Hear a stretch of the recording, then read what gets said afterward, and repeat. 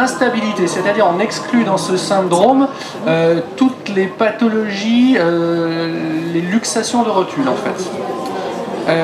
C'est un syndrome qui se caractérise donc par sa situation autour et sous la rotule, et en général c'est la conséquence d'un dysfonctionnement de l'articulation qui touche en général l'appareil extenseur. On verra que ce sont surtout les muscles qui sont en cause dans cette pathologie. Alors ici vous avez une vue schématique d'une face, d'un genou vu de face.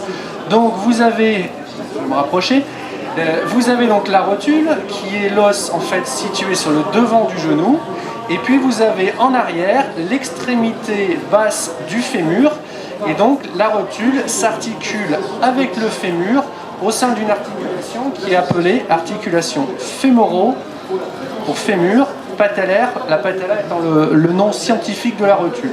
Donc on parle d'articulation fémoro-patellaire qui est en fait l'articulation de la rotule. Alors, pourquoi aborder aujourd'hui avec vous le problème du syndrome fémoro-patellaire ou du syndrome doulouro-rotulien? Parce qu'en fait, il s'agit d'une des causes les plus fréquentes de douleurs de l'appareil locomoteur, de douleurs en médecine du sport. Cela correspond à environ 25 à 40% des motifs de consultation. Donc vous voyez, c'est quand même très important et c'est un motif de consultation vraiment très important dans une spécialité. Il s'agit même du motif de consultation le plus fréquent chez les jeunes avant 20 ans. Et comme vous allez le voir, non, ça marche pas, c'était justement mon souci. En fait, il existe une prédominance féminine, puisque c'est un syndrome qui touche beaucoup plus fréquemment les femmes, environ 1,5 fois plus que les hommes. J'avais une belle photo d'une jeune femme qui courait, c'est pas passé, c'est pas grave. Alors, quels sont maintenant les symptômes? C'est-à-dire de quoi se plaignent les patients qui souffrent de la rotule? Ils se plaignent en général de douleurs sur le devant du genou, de douleurs relativement diffuses, qui s'accompagnent de sensations de craquement, de sensations de blocage, parfois quand ils bougent, une sensation d'accrochage douloureux. Ils ont l'impression que l'os de la rotule vient accrocher quand ils font des mouvements. Le syndrome se manifeste en statique, c'est-à-dire au repos, par, comme je vous l'ai expliqué, des douleurs diffuses du devant du genou, notamment quand on est en position assise prolongée. On appelle ce genre de douleur le syndrome du cinéma. Pourquoi? Parce que quand on est au cinéma, on est assis un bon moment et c'est à ce moment-là qu'apparaissent les douleurs sur le genou. En dynamique, c'est-à-dire quand on bouge, ce sont des douleurs donc toujours localisées donc, sur le devant du genou, comme je vous ai expliqué, qui sont plus importantes lorsque l'on monte ou on descend les escaliers, et qui sont également présentes lors de la marche et de la course en descente. Alors, on va parler, je vais essayer d'être le plus clair possible, mais de quelques éléments morphologiques qui favorisent ce syndrome. On s'est rendu compte que les patients qui souffraient de la rotule avaient un angle Q, c'est une chose assez scientifique, mais enfin je vais essayer de vous expliquer, c'est relativement simple, avait un angle Q plus important que la moyenne. Alors qu'est-ce que l'angle Q? L'angle Q, d'une manière schématique, mesure en fait la tendance du genou à rentrer vers l'intérieur. On s'est rendu compte que les patients qui souffraient d'un syndrome fémoro-patellaire, ou d'un syndrome doulouro-rotulien, avaient une tendance à avoir le genou qui rentrait beaucoup plus vers l'intérieur. Et de fait, avaient des douleurs au niveau de la rotule, notamment lors de leurs activités en dynamique. Hein, donc une tendance naturellement chez les patients à avoir, lorsqu'ils courent, lorsqu'ils font une activité physique ou même lorsqu'ils marchent ou descendent les escaliers, une tendance à avoir le genou qui rentre à l'intérieur. Voilà. On quantifie ça par un angle qu'on appelle en médecine l'angle Q. J'allais dire, il n'est pas très important de savoir à quoi correspond l'angle Q. D'une manière schématique, vous voulez que je vous explique? Alors, l'angle Q, c'est un angle, donc, comme je vous expliquais, qui mesure en fait de manière indirecte donc, la translation du genou vers l'intérieur. C'est un angle qui est composé par une première droite qui passe par une partie du bassin et qui rejoint le centre de la rotule, et une deuxième droite qui part du centre de la rotule et qui va sur ce qu'on appelle la tubérosité tibiale antérieure. C'est en fait l'os du tibia, la tubérosité, c'est-à-dire la protubérance au niveau du tibia.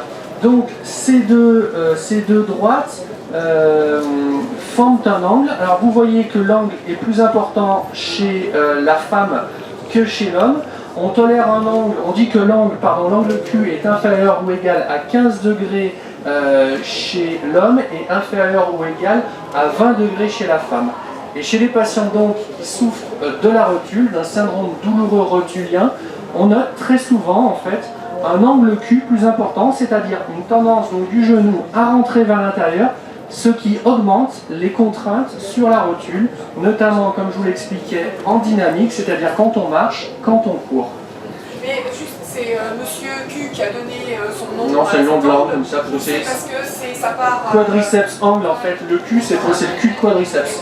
Parce qu'en fait le quadriceps, qui est l'os le muscle, pardon, excusez-moi, de la face, du devant de la jambe, voilà, en gros il est plus ou moins corrélé à cet angle, voilà, c'est plus ou moins l'axe du quadriceps, en fait, d'une manière relativement schématique. Voilà, vous l'avez en dessous, Q angle, quadriceps angle, en fait. Hein. Le quadriceps, donc c'est le muscle du devant de la cuisse. Hein.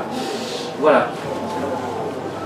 C'est un peu compliqué, mais si vous voulez, d'une manière générale, en gros, plus on a le genou qui rentre à l'intérieur quand on marche ou quand on court, plus on a tendance à avoir des douleurs sur la rotule. Alors, du coup, l'angle Q est plus important chez les patients qui souffrent de la rotule. À quoi est-ce dû? Ça peut être dû donc à des problèmes musculaires principalement, avec une insuffisance du muscle fessier, qui sont les muscles, donc, notamment le moyen fessier qui est un des muscles de la fesse. Donc ce muscle étant insuffisant, en fait, souvent donc, ça accentue cette tendance au genou à rentrer vers l'intérieur. D'autres éléments musculaires peuvent être... d'autres éléments autres que des éléments musculaires peuvent être en jeu, comme une désaxation de la rotule. Donc là, vous voyez une rotule en coupe. Donc si vous voulez, la coupe se fait dans le plan horizontal. Donc là, vous avez donc la rotule et derrière, vous avez le fémur. Et souvent, en fait, chez les patients qui souffrent de la rotule, quand on leur fait un scanner comme ici, en fait, on se rend compte que la rotule part vers l'extérieur. Ça peut être souvent dû à un petit ligament qui est sur l'extérieur et qui tire un petit peu sur la rotule et l'emmène vers l'extérieur. Ça aussi, c'est un des éléments favorisant les douleurs rotuliennes.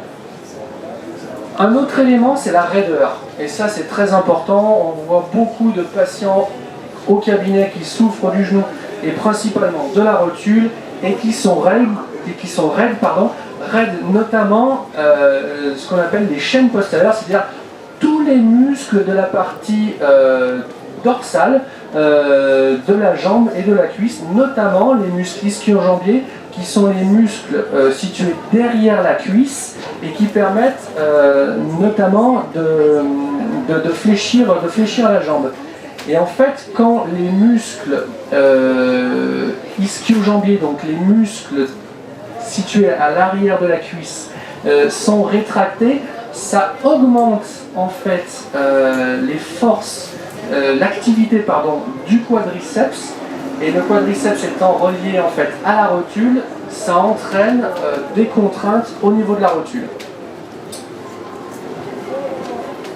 Autre facteur musculaire, la raideur cette fois, donc non pas des muscles de la partie postérieure de la cuisse, mais des muscles de la partie, des muscles situés sur le devant de la cuisse, à savoir le muscle quadriceps. Et vous voyez, on mesure en fait la raideur du muscle quadriceps, donc le muscle qui est situé sur le devant de la cuisse, en demandant aux patients de fléchir la jambe au maximum. Et les patients qui sont raides, qui ont ce muscle-là très raide, n'arrivent pas à fléchir complètement comme ils le devraient normalement la jambe en fait. Hein, voilà, normalement, on devrait avoir une distance entre le talon et la fesse beaucoup moins importante. C'est parce que le patient est très raide du muscle quadriceps donc qui est le muscle situé sur le devant de la cuisse.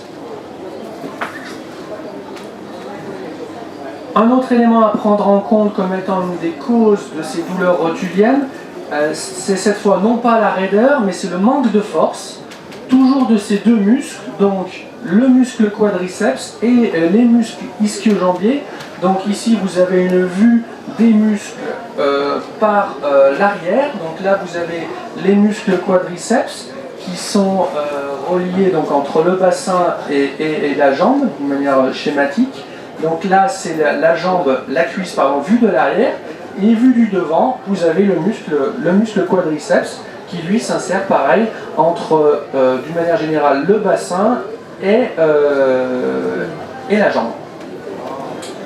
Voilà, donc le facteur, le manque de puissance, donc la raideur a un grand rôle dans l'apparition de ce syndrome, mais aussi le manque de muscles. Hein, vraiment, le déficit musculaire est très important. Il existe enfin des facteurs qui sont situés à l'extrémité de la jambe, à savoir la voûte plantaire. La voûte plantaire qui, très souvent, chez les patients qui souffrent de la rotule, est effondrée, c'est-à-dire qu'on a une tendance en fait à avoir un pied plat, voilà, tout à fait, chez les patients qui souffrent de la rotule, toujours de la même façon, avec donc un genou qui rentre de l'intérieur et un pied qui s'effondre complètement sur lui-même.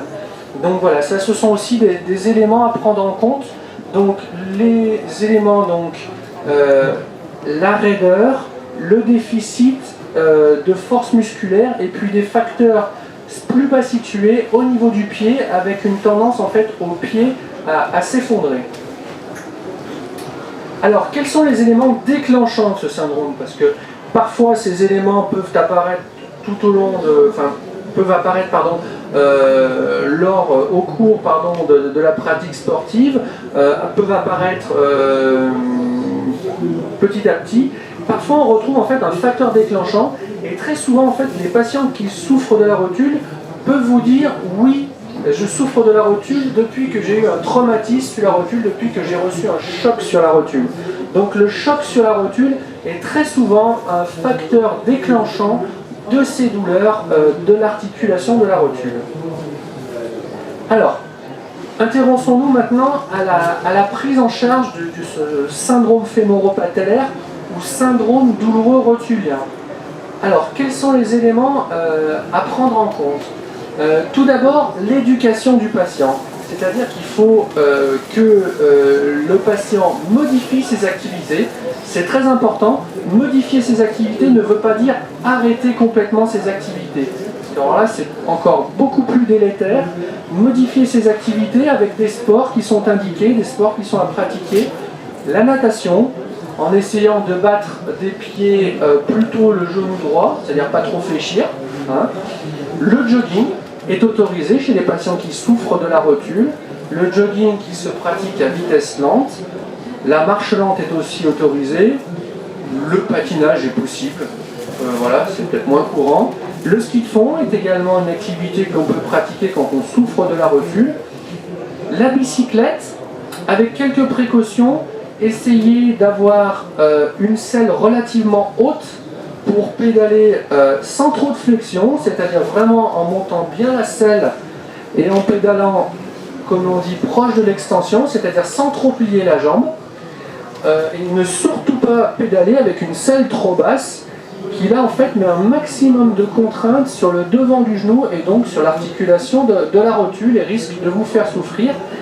Et puis un autre élément, c'est qu'on met en général peu de résistance. On dit aux patients de faire du vélo, oui, mais en montant bien la selle et en mettant vraiment un minimum de résistance, c'est-à-dire les vitesses au minimum et sur le plat.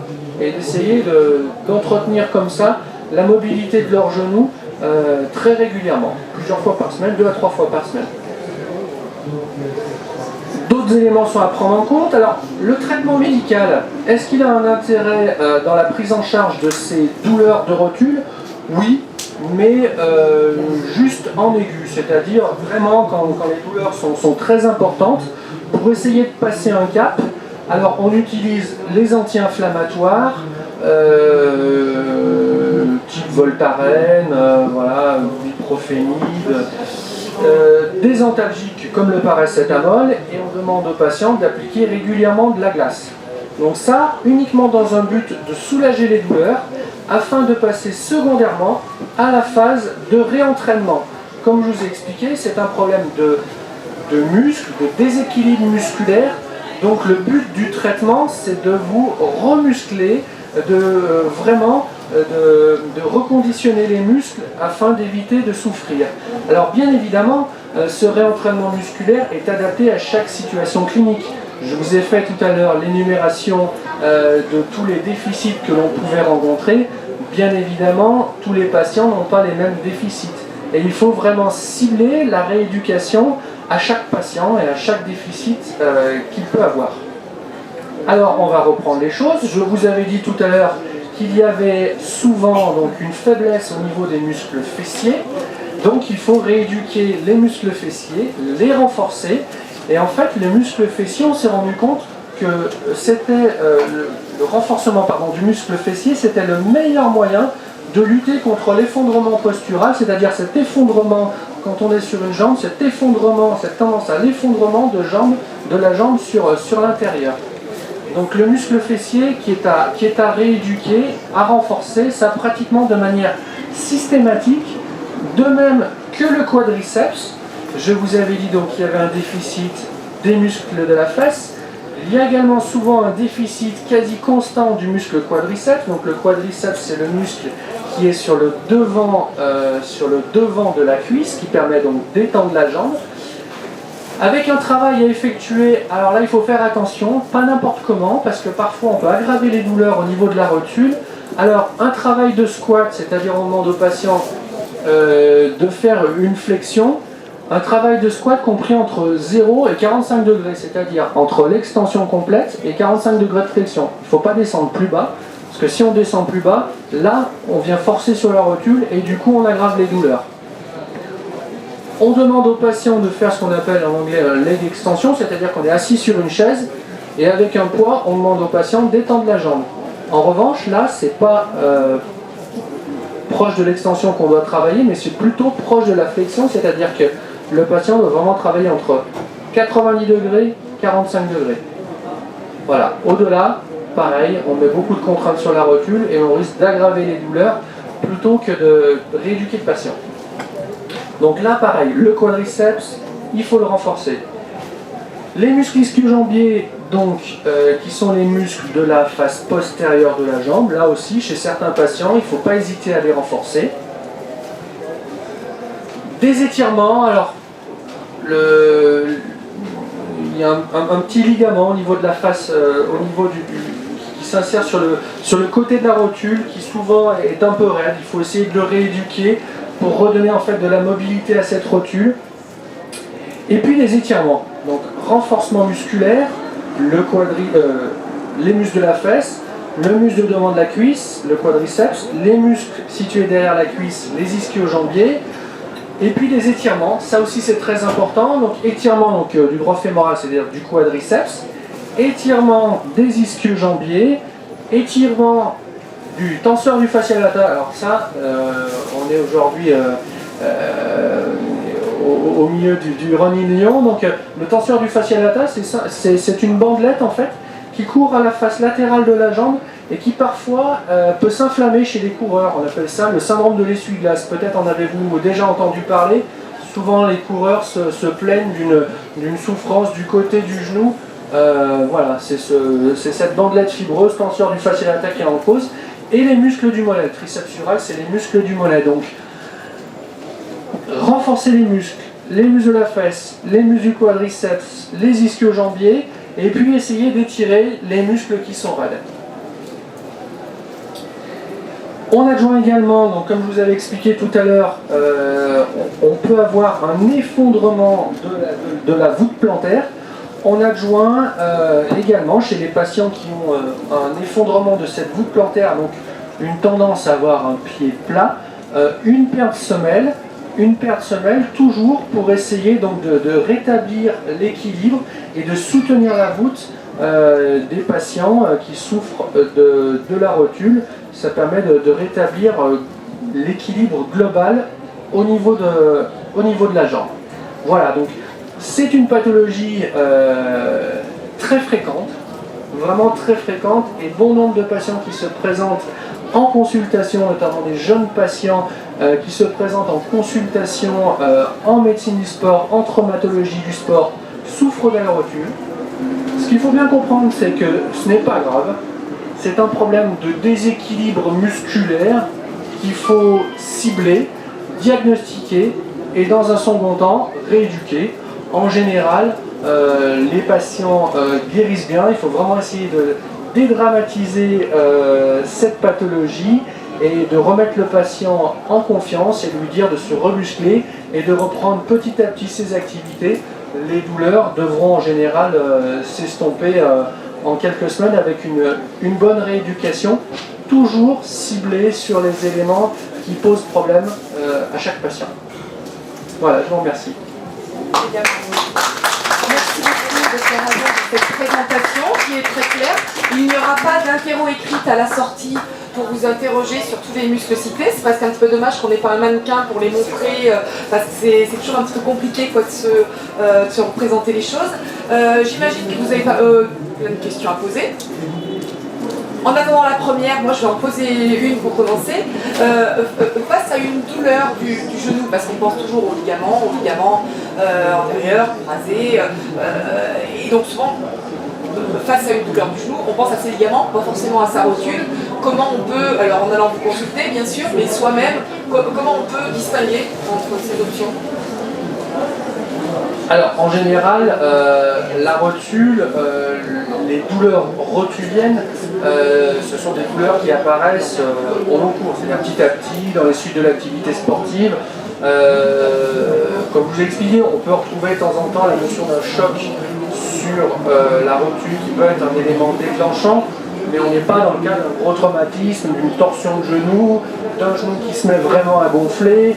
Donc j'allais dire, le contexte est un peu différent. On est plutôt dans le cadre d'une douleur chronique, c'est-à-dire une douleur au long cours qui apparaît dans les suites de l'activité sportive. Après, différencier un syndrome douloureux rotulien d'une entorse de genou, j'allais dire ça c'est l'examen. Voilà, c'est vrai que si on se tord le genou en faisant une activité, là c'est sûr qu'on est plutôt dans le domaine de l'entorse que dans le domaine du syndrome douloureux rotulien. Voilà, le syndrome douloureux rotulien, c'est vraiment quelque chose qui apparaît progressivement dans les suites de la pratique sportive. Voilà, et cliniquement, quand on examine les patients, on arrive à se rendre compte quand même qu'il n'y a pas, qu'il n'y a pas de signe de gravité et que les ligaments ne posent en général pas de problème. Est-ce qu'il peut y avoir un problème anatomique ? Bon, moi je fais une double fracture de rotule, on m'a dit que mes rotules étaient trop basses, alors bon, je les trouvais assez normales jusqu'à ce qu'on me le dise. Est-ce que si elles sont trop basses, du coup elles peuvent être, enfin je ne prends pas mon cas pour une généralité, mais est-ce que du coup une rotule peut être mal positionnée et entraîner des douleurs ? Oui, alors on retrouve chez certains patients ce qu'on appelle une dysplasie de rotule, c'est-à-dire que la rotule en fait qui est une articulation qui circule dans une espèce de vallée. Je vais vous montrer, voilà. En fait, ça c'est la rotule. Et parfois, on peut avoir chez certains patients, donc là vous voyez la rotule qui circule, donc qui est en rapport avec l'extrémité, ça c'est le fémur, donc le muscle, l'os de la cuisse. Donc on peut avoir parfois le versant fémoral de l'articulation qui est moins creusé. Voilà, c'est-à-dire qu'en fait la rotule circule dans une gorge et parfois cette gorge est moins creusée. Voilà, on sait que c'est un des éléments qui peuvent prédisposer parfois aux douleurs rotuliennes, de même qu'une rotule non pas basse mais un peu haute. Voilà. Attendez, je vais revenir. Non, c'est pas ça. Voilà, hop, voilà, une rotule un peu haute. Donc là, vous avez une rotule qui est placée à peu près normalement. Parfois, chez les patients qui souffrent de la rotule, en fait, on a une rotule qui est un peu haute. Et du coup, en fait, quand on plie la jambe, la rotule vient vient s'engager dans la vallée que je vous ai montré tout à l'heure. Voilà, et ça, en gros, quand la rotule s'engage, du coup, ça fait souffrir. Voilà, pour faire ça. Je ne vais pas monopoliser, vous avez peut-être bien des questions. Donc une question au fond, et puis après. Je n'ai même pas une question. Je pense que je suis exactement le cas typique que vous avez cité. C'était après plusieurs simplement chutes de ski et choc de car sur la rotule. J'ai de temps en temps des douleurs mais atroces. D'un seul coup, je descends l'escalier et je veux tout se casse. C'était comme ça. Maintenant, tout va très bien. Je ne sais pas si je dois consulter ou pas. Parce que. Allez, Non, mais c'est vrai, parce que. De temps en temps, j'ai l'impression d'avoir un verre qui se casse. Pas de question, c'est une. Si. Non, mais votre exemple est intéressant et on ne va pas faire de consultation ici, mais effectivement, je vous laisse répondre. Alors oui, bien sûr, je peux vous dire le contraire. Après, maintenant, c'est vrai que vous concernant, si vraiment il y a eu plusieurs antécédents traumatiques anciens, de gros traumatismes, on peut penser aussi que les douleurs peuvent être dues à un cartilage aussi qui a été abîmé. Donc le cartilage, ce sont les... C'est ce qu'il fallait.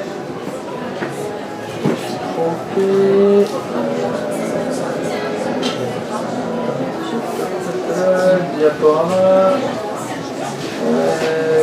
Configurer. Est-ce que j'ai partir, voilà.